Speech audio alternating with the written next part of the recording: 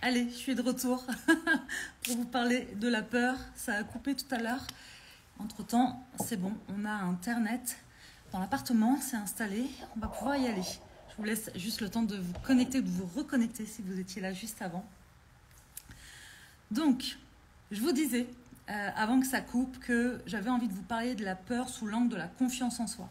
Pourquoi? Tout simplement parce qu'avec la tribu holistique ce mois-ci, on est sur le module de la confiance en soi. Et je trouve que c'est très intéressant de voir à quel point, quand on manque de confiance en soi, on a tendance à croire que les personnes qui ont confiance en elles et qui passent à l'action le font facilement et le font sans peur. Okay?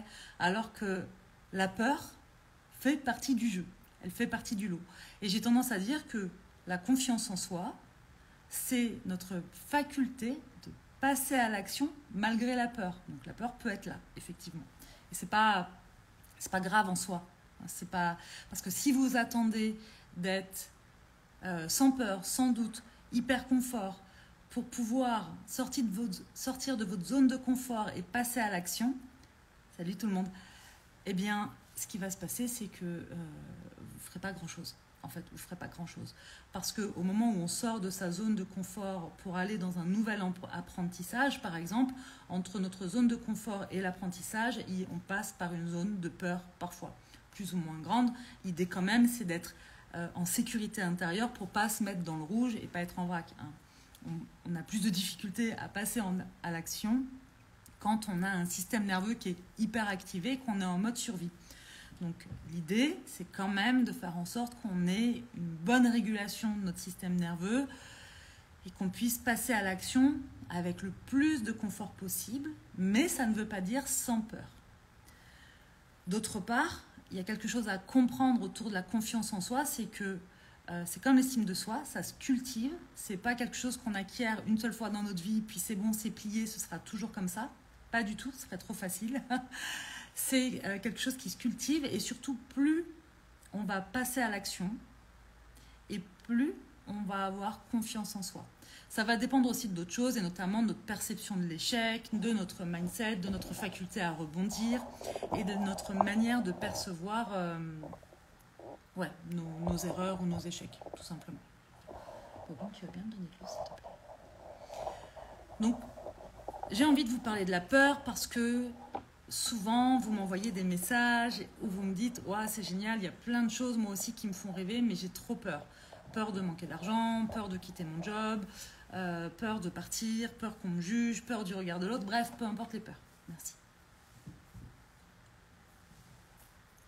Et donc hier, je partageais une métaphore à la tribu holistique que j'ai envie de vous partager ici. En fait, il faut que vous vous imaginiez que vous êtes dans votre véhicule et c'est vous le maître du véhicule. D'accord? Si vous partez en vacances, à bord de votre voiture, c'est vous qui êtes au volant et c'est vous qui conduisez. Dans la voiture, il y a du monde parfois. Et il s'avère que parfois, la peur est dans votre véhicule. Sauf qu'elle n'est pas en train de conduire. En tout cas, l'idée, c'est que vous ne la laissiez pas conduire, vous ne la laissiez pas au volant de votre vie, du coup, mais bien de la mettre à l'arrière. Hein, comme on mettrait un enfant. Vous la mettez à l'arrière, vous lui mettez sa ceinture de sécurité pour sécuriser au maximum, puis go en direction de votre destination, celle que vous avez choisie. Et ce que je disais hier, c'est que, en fait, si vous avez un enfant en bas âge, par exemple, vous savez bien que les enfants en bas âge, quand vous partez, que vous faites un long trajet, ils vont avoir tendance à vous solliciter à plusieurs reprises. J'ai envie de faire pipi, quand est-ce qu'on arrive, j'ai faim, enfin bon bref, plein de choses. Et c'est pas parce que cet enfant-là vient vous titiller et vous solliciter que tout d'un coup, vous vous arrêtez sur le bord de la route et que vous lui dites « Bon, il y en a marre, vas-y, prends le volant, moi je vais m'installer à l'arrière. » Non, on ne fait pas ça. Et ben, de la même manière, l'idée c'est de ne pas avoir à faire ça avec sa peur et de bien comprendre que oui, la peur peut monter en voiture avec vous. De toute façon, c'est comme ça. Elle est passagère, mais elle n'est pas au volant. Et donc, parfois, il y a du monde. Parfois, sur votre chemin, là, sur notre trajet de vie, sur notre route, eh bien, en fonction de ce qu'on traverse, eh bien, il va y avoir de la peur, il va y avoir parfois de la colère, parfois il va y avoir de la tristesse. Tout ça, ça fait partie du voyage. Et c'est OK, en fait. Vous avez deux solutions. Soit effectivement vous laissez ces diverses émotions prendre les commandes et effectivement vous allez vous sentir submergé. Soit, si vous vous rendez compte que c'est le cas, vous pouvez aussi décider de faire pause pour pouvoir remettre de la sécurité. Je m'explique. On a tendance à croire que pour y arriver, il faut être focus sur le problème. C'est-à-dire que si j'ai peur, je n'arrive pas à avancer, ce que je vais faire, c'est que je vais vouloir éradiquer ma peur. Okay, et ça, c'est le meilleur moyen de faire grossir la peur parce que, parce que tout simplement, c'est là qu'on va mettre notre focus, ce qui veut dire qu'on va se stresser et notre champ de vision va se rétrécir et on ne va plus voir toutes les possibilités qui s'offrent à nous. Okay, et donc, de la même manière que quand vous partez en vacances et que vous vous apprêtez à faire un long trajet, peu importe qui est dans votre voiture, vous mettez de l'essence, vous contrôlez la pression des pneus, vous, j'en sais rien moi, remettez de l'huile, bref, vous organisez pour sécuriser votre voyage. Et bien de la même manière, même s'il y a de la peur, vous pouvez sécuriser un certain nombre de choses autour pour faire en sorte que vous puissiez avancer pas à pas vers votre objectif, pour rendre les choses plus fluides et plus confortables malgré la peur. Donc je vous ai partagé par exemple un carrousel tout à l'heure, un post où je vous partageais moi tout ce que je mets en place pour soutenir mon énergie, mais c'est aussi des choses que je fais pour réguler mon système nerveux et puis pour revenir dans le corps quand je sens qu'il y a trop d'agitation dans mon mental, trop de peur et que je me laisse un peu submerger, parce que c'est humain en fait. Ce que je veux vous expliquer, c'est que vous avez toutes les capacités pour faire et entreprendre tout ce que vous voulez dès l'instant que vous savez aussi où mettre votre focus et comment prendre soin de vous pour vous permettre de faire ce voyage que vous avez envie de faire. Plus vous allez prendre la route, plus vous allez faire des chemins hors sentiers battus, plus vous allez avoir confiance en vous. Est-ce que ça veut dire que ce sera toujours fluide? Non. Est-ce que ça veut dire que jamais vous tomberez en panne d'essence? Ça va dépendre. Est-ce que vous n'allez jamais vous perdre? Bien sûr que non, en fait. Parfois, vous allez vous perdre, parfois, vous allez tomber en panne. Voilà, il va se passer plein de choses. C'est comme la vie, c'est comme une voiture, c'est comme n'importe quoi, en fait. Sauf que, de la même manière, si par exemple, j'en sais rien moi, vous crevez un pneu sur la route de vos vacances, j'imagine que vous n'allez pas vous dire plus jamais je repars en vacances. Bah de la même manière, si vous êtes à un point A et que vous voulez atteindre un point B, que vous avez un objectif, un rêve, un désir, et que sur le chemin, vous n'atteignez pas votre cible comme vous l'aviez imaginé, peut-être même fantasmé, mais c'est ok parce qu'en fait, chaque événement, chaque chose qui va se ramener là sur votre chemin sans que vous n'ayez rien demandé, va vous apprendre des choses sur vous et surtout sur votre faculté à rebondir, à faire preuve d'imagination, à vous recentrer, à prendre soin de vous. Et puis parfois, ça va être juste le signe qu'en fait, c'était pas vraiment la destination que vous vouliez. Ben c'est pas grave en fait, parce que peut-être que juste à côté, il y a une destination qui était vachement mieux pour vous. Voilà ce que j'ai un peu envie de vous partager sur cette notion de peur, parce que ce serait tellement dommage de ne pas entreprendre dans votre vie ce que vous avez envie d'entreprendre juste parce qu'il y a de la peur.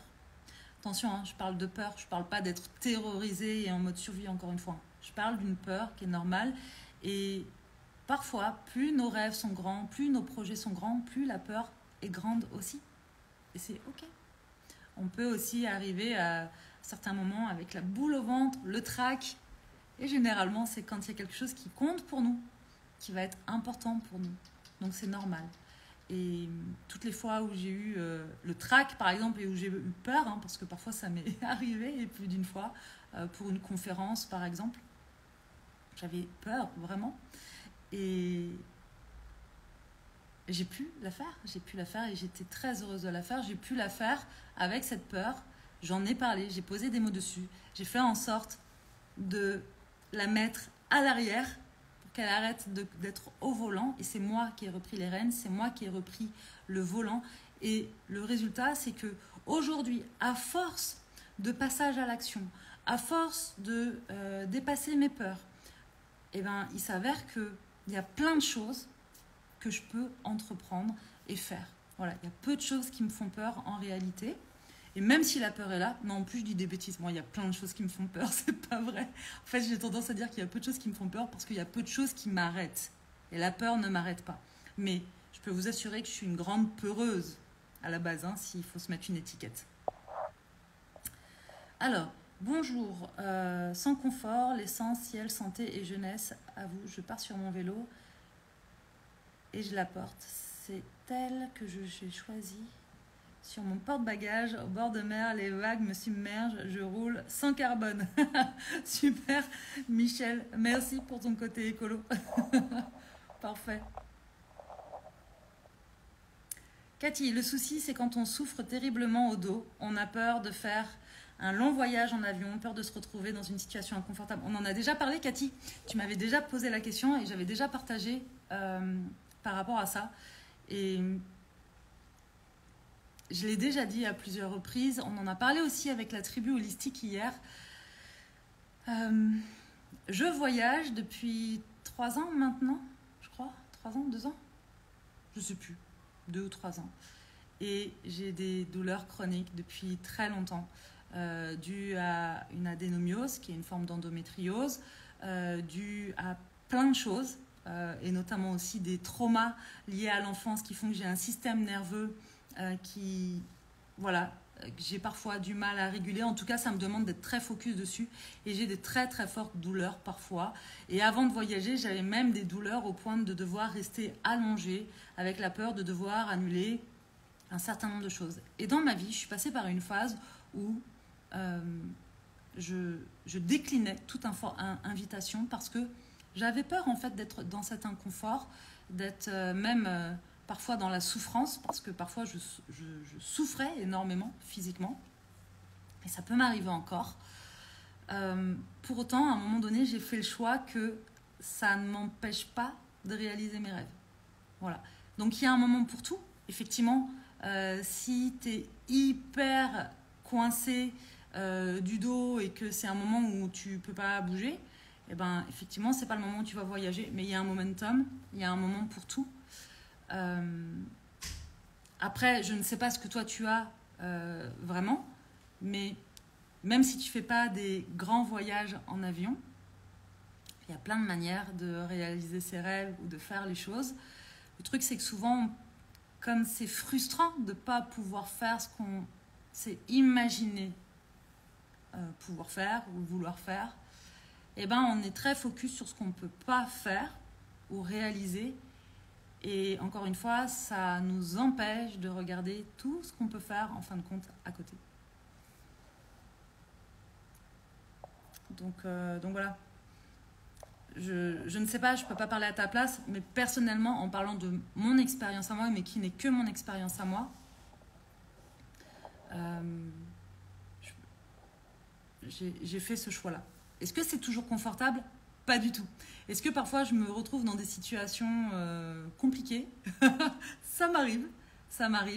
Mais c'est...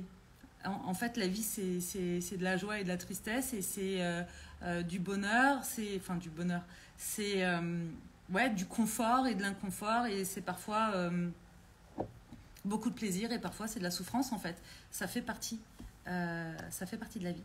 Pour aller chez moi à La Réunion, 11 heures de vol et 18 heures de voyage. Oui, c'est frustrant. Oui, je comprends.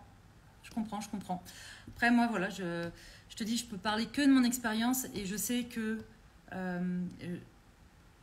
ça n'a pas toujours été évident, mais j'ai vraiment fait en sorte de consolider ce que je pouvais consolider, de me rassurer sur toutes les choses que je pouvais maîtriser pour pouvoir lâcher sur ce que je ne contrôle pas, sur ce que, voilà, là où j'ai aucune emprise, en me disant que j'ai quand même envie de faire ce que je veux.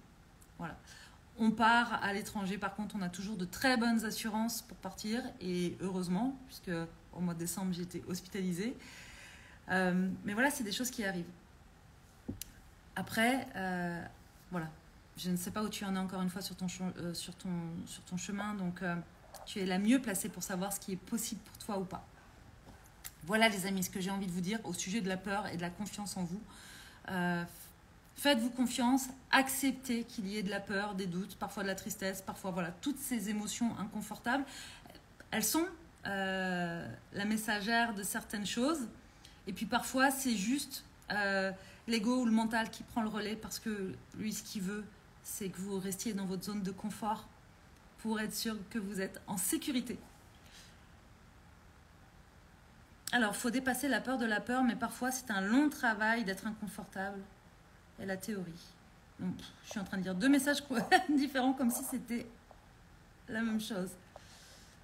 D'être inconfortable et la théorie. D'être inconfortable et la théorie. Je vois pas. Il faut que tu me dises. Faut dépasser la peur de la peur. Alors, la peur de la peur, c'est encore autre chose. C'est comme la tristesse de la tristesse ou la colère de la colère. C'est l'émotion de l'émotion. La peur de la peur, oui.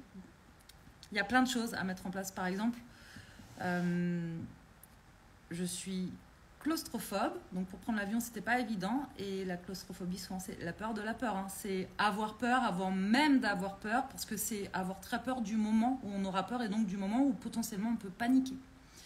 Et donc, au début, quand je commençais à prendre l'avion, mais je crois que j'en ai déjà parlé, je mettais mes écouteurs dans mes oreilles, avec du son dans mes oreilles que j'aimais bien.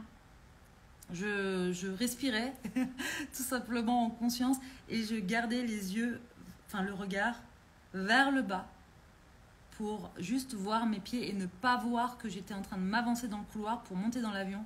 Et en fait, je regardais devant moi que quand j'étais installée sur mon fauteuil. La peur de la peur, encore une fois, il y a des choses qu'on ne maîtrise pas à l'instant T, okay, en fonction de nos traumas, en fonction de nos histoires, en fonction de là où on en est. Et c'est OK. Il n'y a pas à se juger de ça, il n'y a pas à se sentir nul de ça.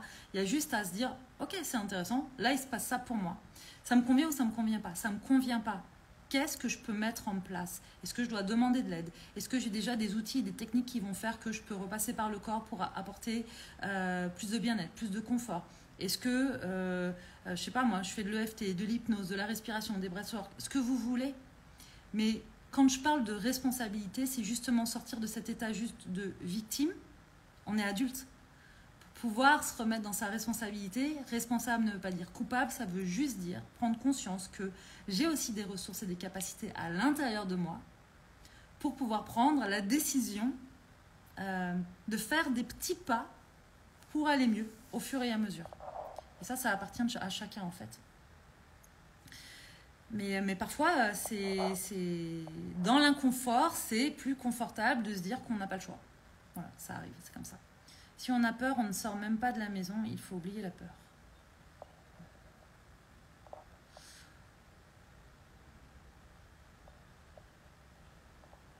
Alors, voilà, je crois que j'ai tout lu les amis. Je vais vous laisser avec ça. Je vais vous laisser avec ça pour aujourd'hui parce que je vais enchaîner après, juste après là, avec la tribu holistique, avec qui on va parler de incarner versus intellectualiser. Je pense que ça va être pas mal. C'est vraiment le genre de sujet que j'aime énormément. Pourquoi? Parce qu'en fait, on a tendance à laisser notre mental prendre le relais et à se perdre dans tout notre film là qu'on se raconte plutôt que de revenir au corps et de ressentir ce qui est vraiment juste pour soi. Donc voilà. En tout cas, merci beaucoup pour votre présence. Je vous souhaite une très très bonne journée. Si vous le souhaitez, bien sûr, il est encore temps puisque la masterclass c'est le 28, donc c'est la semaine prochaine. J'ai beaucoup de joie à vous la préparer sur se révéler, oser incarner, 3 étapes pour un business aligné. Aligné à quoi?